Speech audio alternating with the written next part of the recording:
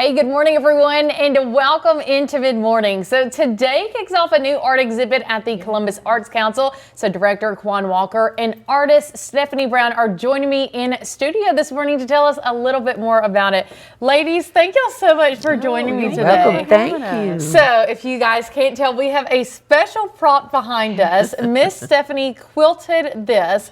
And how long did it take you, Miss Stephany, to do it? Oh, this quilt took me 14 months to complete it. All by hand. You didn't use a single sewing machine, correct? Not one stitch by a machine. Wow. So we had talked a little bit off air that you never really thought of yourself as an artist until someone called you that. Talk to me just about the artistry that goes into your work. Okay, the artistry that goes into my work is the addition of buttons. Okay. I do a lot of sewing with with floss, embroidery floss. There's a lot of that. I just make different types of symbols. Like in this particular quilt, you have the mask, the African mask.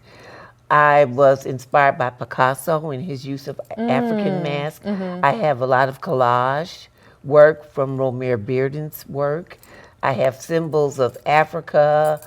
It tells a story of women that had to work and clean and cook to make a living, to apply, to carry the needs on for their families. Now, when you are quilting, is this something that you kind of make up as you go, or do you kind of plan this out beforehand? I make it up as I go. Wow. So you are a visual artist. Yes, I am. I definitely am. Now, Quan, talk to me just about what time this exhibit will be up. And this is actually the only night that you'll be able to see this specific quilt, correct? Correct.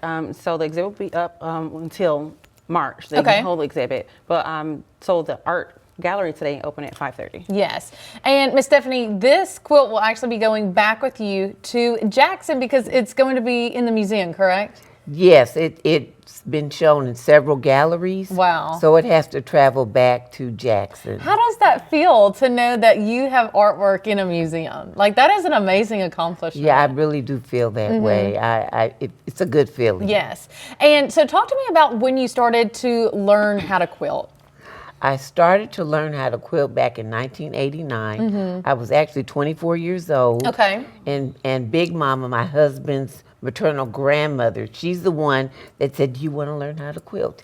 And I said yes. And I did not start quilting until I was going to become a grandmother in 2005. Wow. And what would you say is the hardest thing to do when it comes to quilting? The hardest thing is to stick with it. Oh, okay, that's a good one. That's a really good answer right there. And finish it because like it might take me 18 months or 14 months, but to just persevere and see it through. And see it through. Yes.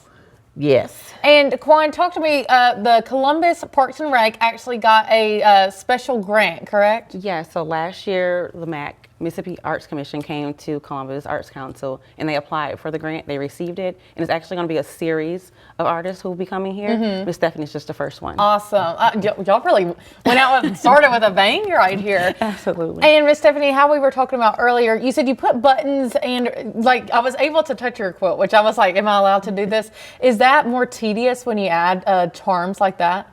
It's really not for me because it's part of my passion. Yes. Yes. And so I really enjoyed it. And at first I thought I'd only like using the large buttons. Okay. But the small buttons are fabulous too. And I just want to tell you all, this is only the front. There's a whole back part that is completely different.